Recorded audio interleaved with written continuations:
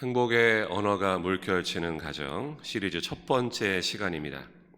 인정의 언어가 물결치게 하라. 인정의 언어가 물결치게 하라라는 제목으로 하나님의 말씀 전하도록 하겠습니다. 언어에는 힘이 있습니다. 하나님도 언어로 세상을 창조하셨습니다. 빛이 있으라 말씀하시니 빛이 생겼습니다. 하나님은 우리에게 언어를 주셨습니다. 그리고 그 언어에 힘을 담아 놓으셨습니다. 잠언 25장 11절에 이런 말씀이 있습니다.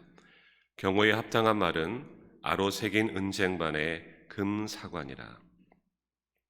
적절한 타이밍에 나온 알맞은 말 한마디가 금사과처럼 귀하다는 것입니다. 또 쿠쿠라는 사람은 이런 말을 했습니다. 말 한마디가 세계를 지배한다. 또 우리 속담에 보면 말 한마디로 천냥빚을 갚는다는 속담이 있습니다. 말만 잘해도 나에게 이득이 온다는 것입니다. 옛날에 박상길이라는 이름을 가진 백정이 장터에서 푸죽간을 하고 있었습니다. 하루는 한 양반이 백정을 찾아와서 이렇게 말했습니다. 내 이놈 상길아, 여기 고기 한 근만 가져오너라. 백정은 고기 한 근을 썰어서 내어 주었습니다.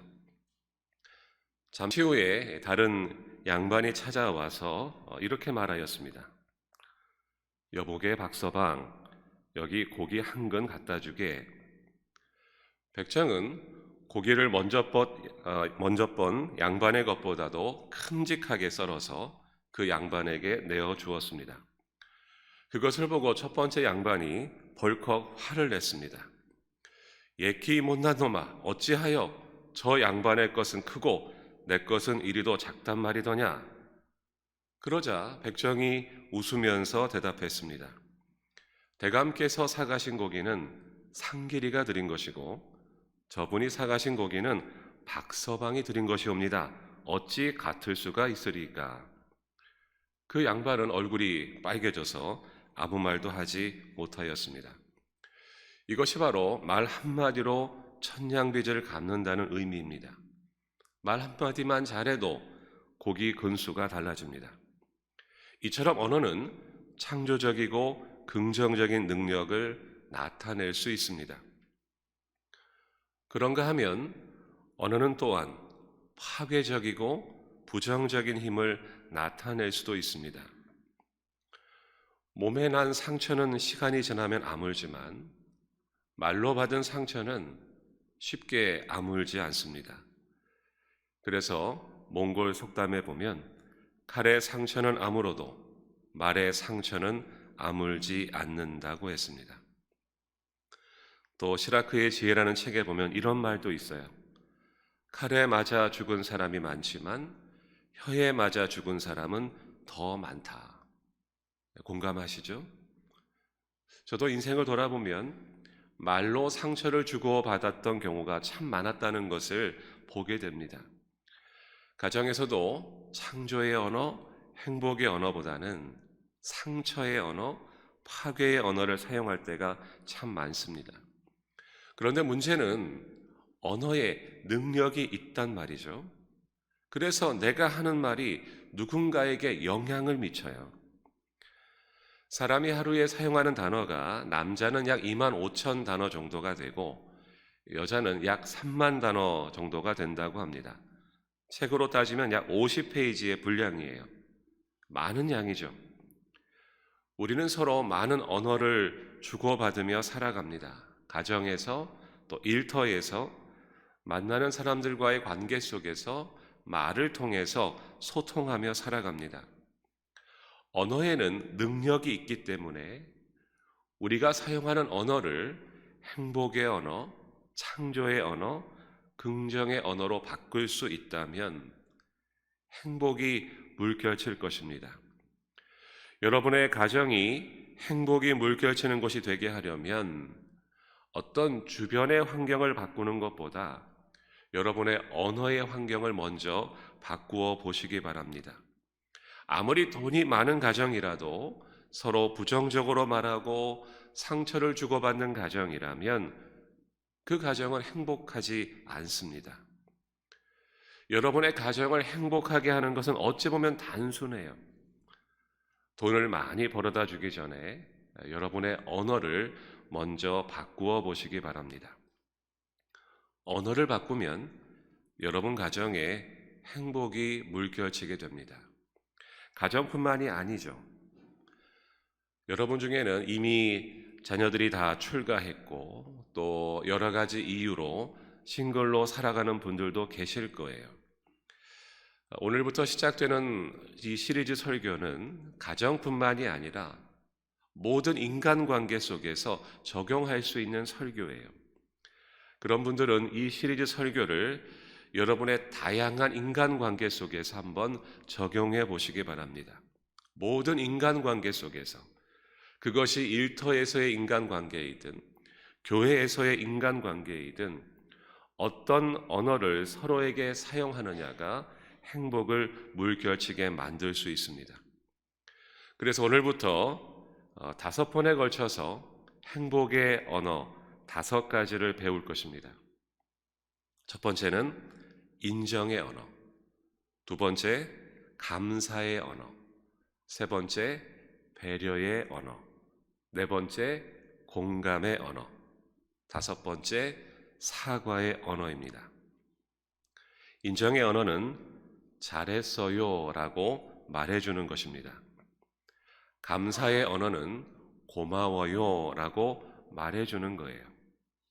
배려의 언어는 괜찮아요 라고 말해주는 것입니다. 공감의 언어는 그랬군요 라고 말해주는 거예요. 그리고 사과의 언어는 미안해요 라고 말해주는 것입니다. 여러분이 이 5가지 행복의 언어를 기억하고 가정에서 자주 사용해 보세요. 그러면 가정에 행복이 물결치게 될 거예요. 일터에, 교회에 행복이 물결치게 될 것입니다. 무엇보다도 행복의 언어를 사용할 때 여러분의 마음에 행복이 물결치게 될 것입니다. 인정의 언어, 잘했어요. 감사의 언어, 고마워요. 배려의 언어, 괜찮아요. 공감의 언어, 그랬군요. 사과의 언어, 미안해요. 한번 따라해 보시겠습니까? 잘했어요. 고마워요. 괜찮아요. 그랬군요. 미안해요. 참 잘하셨습니다. 이 5가지 행복의 언어로 행복이 물결치는 가정, 행복이 물결치는 공동체 이루시기를 주님의 이름으로 축원합니다. 오늘은 첫 번째로 인정의 언어에 대해서 함께 배워보려고 합니다. 사람들은 누구나 인정의 욕구가 있어요. 인정이라는 것은 잘한 것을 찾아서 잘했다라고 말해주는 것입니다. 잘한 것을 찾아서 잘했다라고 말해주는 것이 인정입니다. 사람들은 자기가 한 일에 대해서 인정받기를 원합니다. 오늘 본문은 예수님께서 말씀해 주신 달란트 비유예요.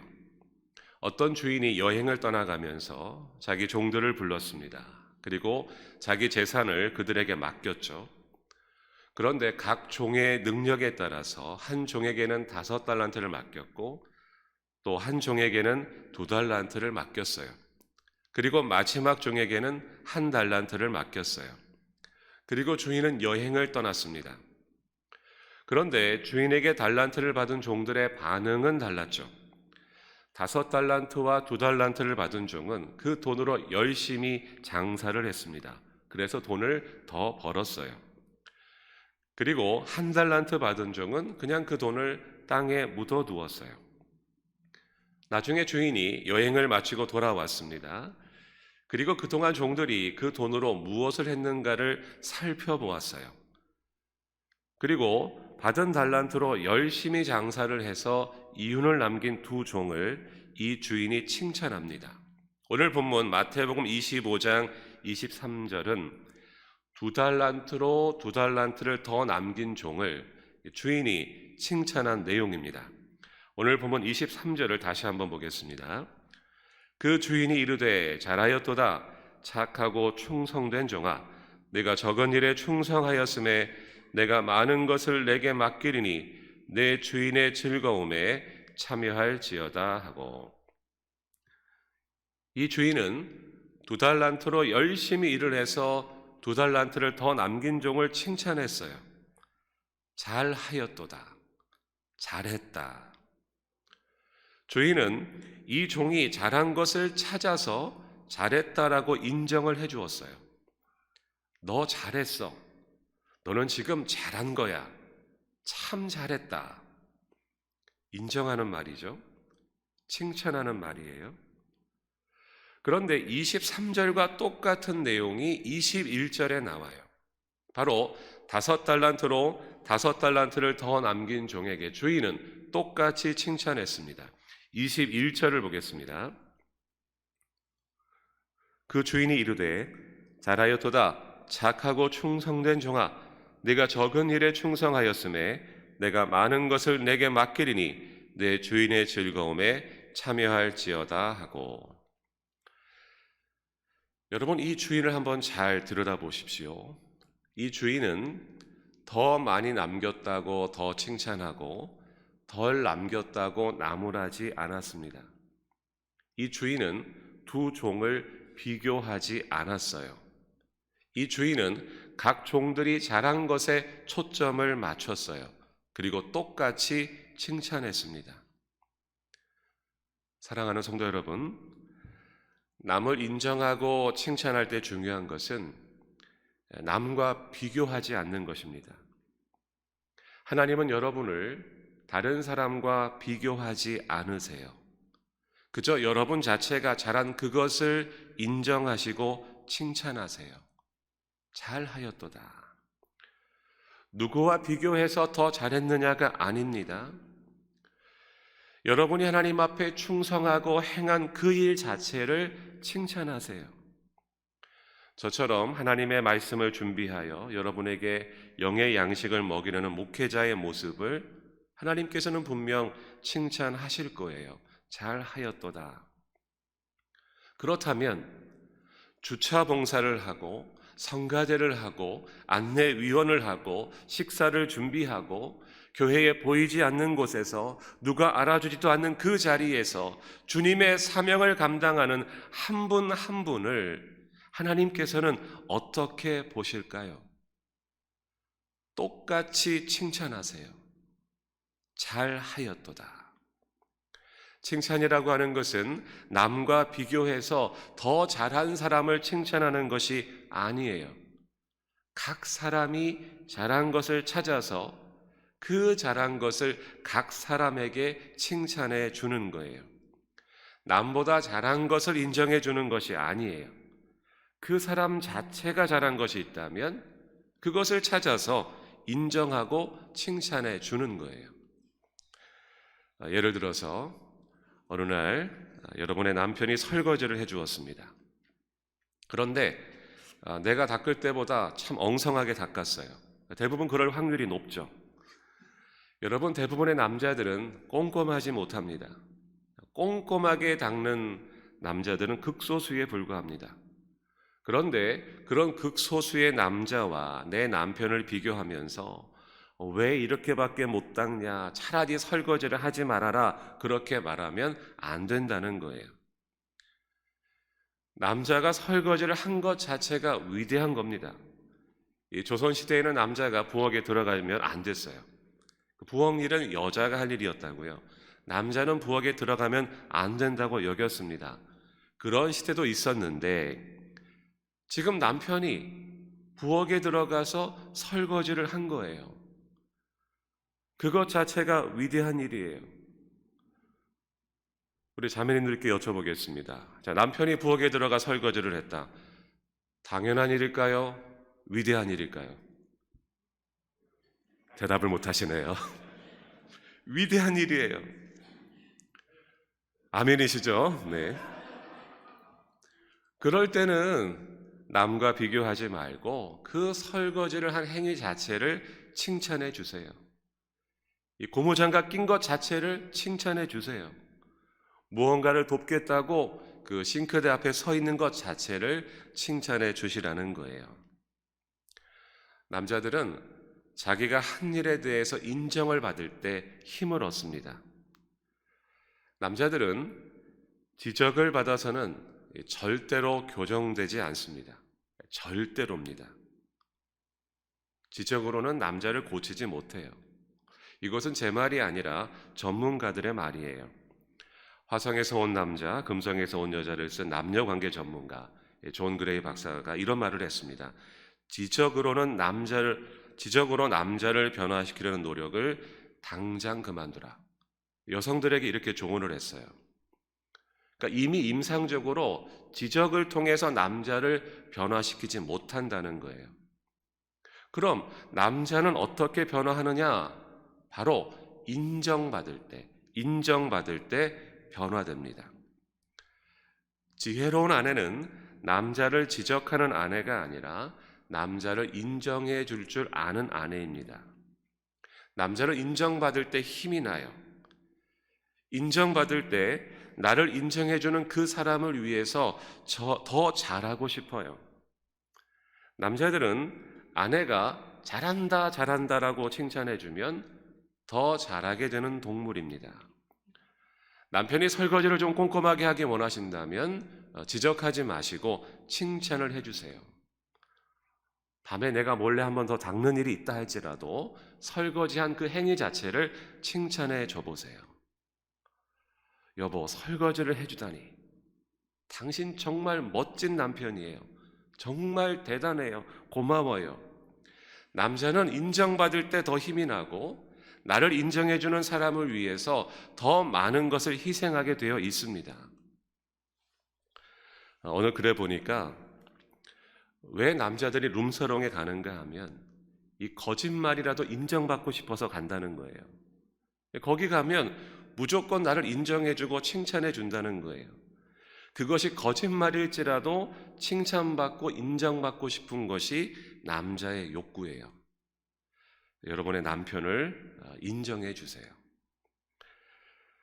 또 남편을 인정할 때에 남편이 가정을 부양하기 위해서 열심히 노력하는 그 자체를 인정해 주세요.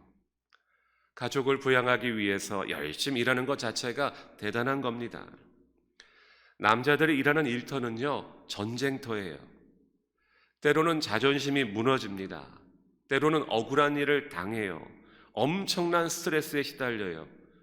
그렇지만 가족을 위해 참고 일하고 있는 거예요. 그런 남편의 노력을 칭찬해 주세요. 우리 가정이 이만큼 사는 거 다 당신 덕분이에요.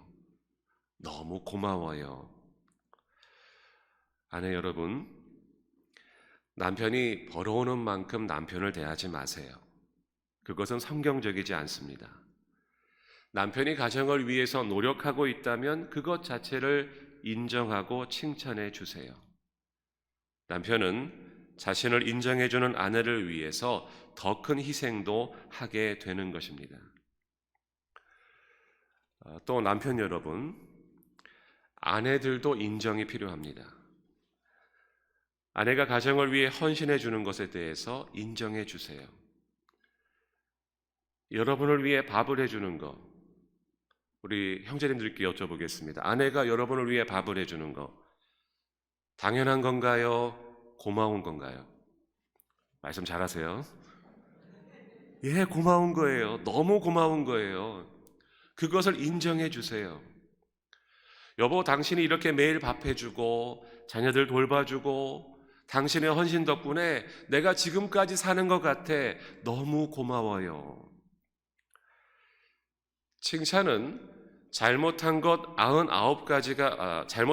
99가지가 있더라도 그것은 좀 보류하고 잘한 것 하나에 집중하는 것이 칭찬이에요. 칭찬은 잘못에 대해서는 일단 평가를 보류하는 거예요. 그리고 잘한 것을 먼저 찾아서 잘했다라고 표현하는 거예요. 잘한 것을 잘했다라고 표현하는 것이 중요합니다. 오늘 본문에 등장하는 주인도 종들에게 잘했다, 너 정말 잘했어 라고 언어로 표현해 줬습니다. 한국 분들은 좀 표현에 약한 경향이 있죠. 목사님, 그걸 굳이 말로 해야 하나요? 예, 굳이 말로 하셔야 돼요. 인정하는 말을 표현하셔야 돼요. 잘한 것을 잘했다라고 표현해 주셔야 돼요. 좋은 것을 좋다라고 표현을 해 주셔야 돼요. 아내가 미장원에 다녀온 흔적이 보이십니까? 표현하세요. 당신 헤어스타일 바뀌었네? 너무 예뻐졌다. 아내의 변화를 알아차려주고 표현할 줄 아는 남편이 지혜로운 남편이에요. 아내가 미장원에 안 다녀왔어도 괜찮아요. 나 미장원 안 갔는데 집에서 드라이만 했는데 와, 당신은 어쩜 드라이만 해도 이렇게 스타일이 멋있어. 그러면 점수 따는 남편이 되는 거예요. 아내가 못 보던 옷을 입었다면 그 변화를 알아차리고 표현해 주세요. 또 옷 샀냐? 이렇게 말하지 마시고 다 경험들이 있으시네요. 변화를 알아차려 주세요. 여보, 당신 그 옷 정말 멋있다. 되게 고급스러운데 1,000불짜리로 보여. 아니야, 나 코스코에서 20불 주고 샀어. 정말? 당신 입으니까 말이야 1,000불짜리 같아. 정말 잘 어울려. 변화를 찾아서 인정해주는 말을 표현하세요. 말로 표현하는 것은 돈이 드는 것이 아니에요. 1,000불짜리 옷 사주려면 돈 많이 들어갑니다. 그러나 20불짜리를 1,000불짜리로 보인다고 말하는 것은 돈 드는 일이 아니에요. 그러나 그것이 지혜로운 남편이에요. 서로 인정하는 말을 표현해 주세요. 잘한 것을 잘했다고 칭찬해 주세요. 그럴 때 여러분의 가정에 행복이 물결치게 될 것입니다. 리더는 하루에 100번 싸운다라는 책을 쓰신 조우성 변호사님이 칭찬의 10가지 방법을 소개하셨어요. 여러분이 가정에서 또 일터에서 또 교회에서 적용할 수 있는 칭찬의 방법 10가지를 소개해 드리겠습니다. 첫 번째는 소유가 아닌 재능을 칭찬하라는 거예요. 예를 들어서 넥타이가 참 멋있어요 라고 하는 말은 상대방이 가지고 있는 넥타이 자체를 칭찬한 거예요. 그보다는 역시 감각이 탁월하시네요 라면서 그 넥타이를 골라서 맨 그 사람의 재능을 칭찬하라는 것입니다. 두 번째는 결과보다는 과정을 칭찬하라는 거예요. 우리는 주로 이제 결과에 초점을 맞추는데 그것이 아니라 과정을 칭찬해 주는 거예요. 1등을 했다면서 이런 말보다는 그동안 얼마나 피눈물 나는 노력을 했겠어요가 낫다는 것입니다. 좋은 직장 들어갔다면서요 이런 말보다는 그동안 얼마나 준비를 많이 하셨어요가 더 낫다는 것입니다. 세 번째, 타고난 재능보다 의지를 칭찬하라는 거예요. 머리 하나는 타고났어요 이런 말보다는 당신의 성실성을 누가 따라갈 수 있겠어요 라는 말이 더 낫다는 것입니다. 네 번째, 나중보다는 즉시 칭찬하라는 것입니다. 칭찬은 미루는 것이 아닙니다. 칭찬도 타이밍이 있어요. 바로 그 순간 칭찬해야 효과가 좋습니다. 참 지난번에 말이야 이렇게 과거의 칭찬 100번보다도 오늘 정말 이러이러하셨어요 라고 현재의 칭찬하는 것이 더 낫다는 것입니다. 그렇다고 바로 그 순간 칭찬 못했다고 아예 칭찬을 안 하는 것보다는 지나서라도 칭찬하는 것이 낫습니다. 그러나 칭찬은 즉시 하는 것이 효과도 좋습니다. 다섯 번째는 큰 것보다는 작은 것을 칭찬하라는 거예요. 여러분, 별것 아닌 일에도 감탄사를 표현해 보는 거예요. 남편이 쓰레기통을 치워줬다면 와우, 역시 당신이야 라고 한번 해보세요. 큰 위력을 발휘합니다. 아내가 만든 반찬을 먹으면서 와, 이거 왜 이렇게 맛있어? 우리 집에 백종원 씨 왔다 갔어? 해보세요. 다음날 반찬이 더 좋아집니다. 여섯 번째, 애매한 것보다는 구체적으로 칭찬하라는 거예요. 막연하게 참 좋은데요?